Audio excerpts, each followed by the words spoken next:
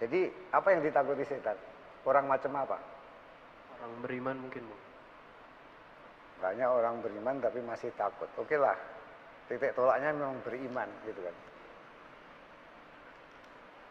Bagi saya ada dua orang yang ditakuti setan.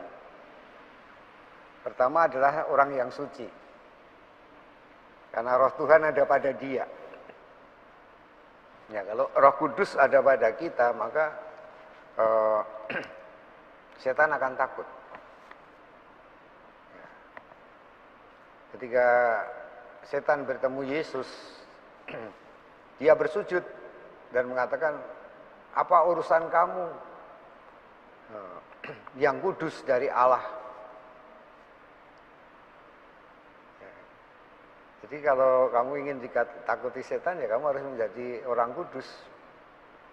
Bagaimana kamu menjadi orang kudus? Ya minta supaya Roh Kudus ada padamu gitu. Jangan takut karena roh yang ada padamu lebih kuasa daripada roh-roh dalam dunia ini. Ya, itu dikatakan oleh Paulus kan. Itu menarik. Ya.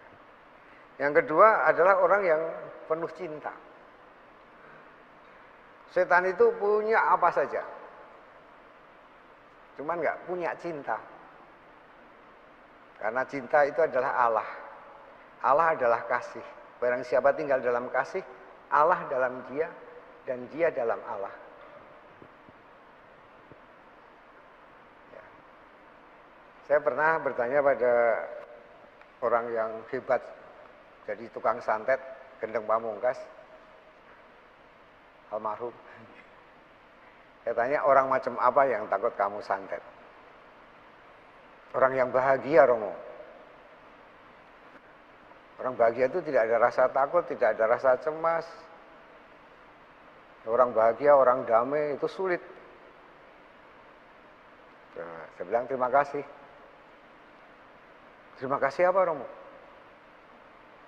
Sebab saya seringkali dapat pertanyaan dari umat saya, Romo, saya sudah rosario, saya sudah jalan salib, ya kan? Tapi saya masih kena santet, Romo.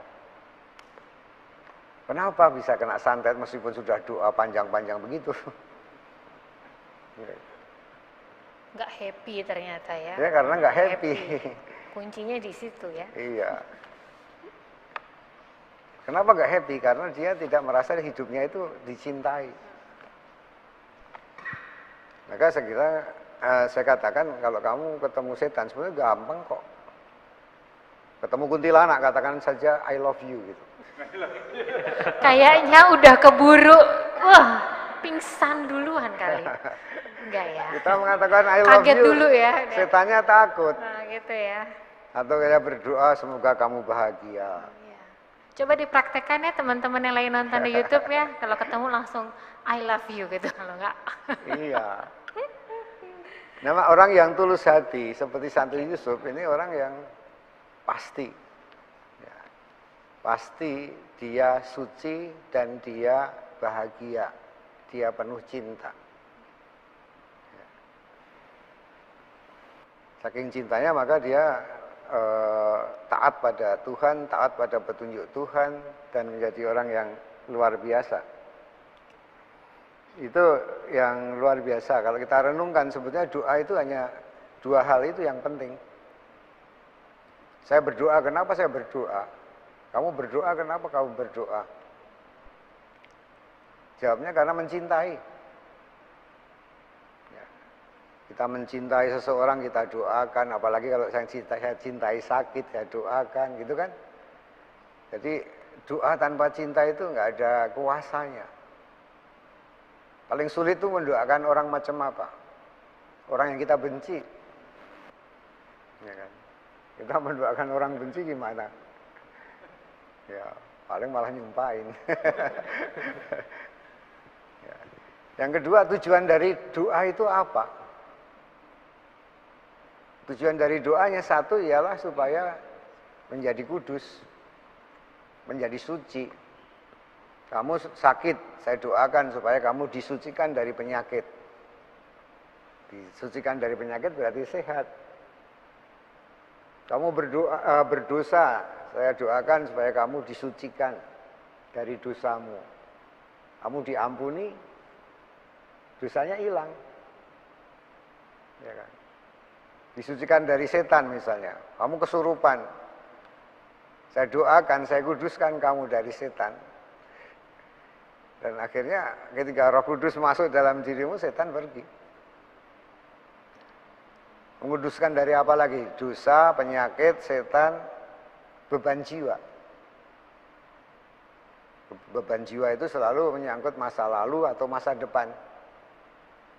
Masa lalu itu berisi dengan kesedihan, kekecewaan, apa rekaman-rekaman yang kebencian, luka batin itu masa lalu gitu kan. Masa depan apa isinya? Ketakutan, kekhawatiran. Ketidakpastian. Iya, padahal hidup ya hanya hari ini aja kan. Hari ini kita meninggal ya sudahlah. Itu. Maka ada semboyan carpe diem. Seize the day. Ya, rebutlah hari ini. Ya, rebut hari ini. Hari ini haruslah kita menikmati dengan sukacita. Kita persembahkan pada Tuhan hari ini. Ya. Maka kehadiran Roh Kudus itulah menguduskan kita dari masa lalu kita dan dari masa depan kita. Ya. Kapan kita disucikan? Hari ini ajalah. Penutupan dari doa Bapa kami. Itu menarik. Penutupan dari ajaran doa Bapa kami dari Matius itu dikatakan bahwa mintalah Roh Kudus, maka kamu akan diberikan. Saya katakan, apa yang kamu minta ini hal-hal yang remeh. Sayang sekali kamu nggak minta Roh Kudus itu kan. Kalau minta Roh Kudus itu kita punya kekuatan, punya kuasa, dan punya juga apa yang dimiliki Allah, karena Roh Kudus adalah Roh Allah. Ya kan? Nah, Yosef itu seorang yang tulus, seorang yang kudus sebetulnya, tapi juga seorang yang penuh kasih. Ya. Dan dia sosok yang bahagia juga mungkin ya Romo ya, kalau orangnya tulus gitu ya. oh iya dong, gimana nggak bahagia bisa hidup bersama Bunda Maria dan Tuhan Yesus, ya kan? Kita dekat hosti atau dekat kehadiran Yesus dalam Ekaristi aja sudah bahagia.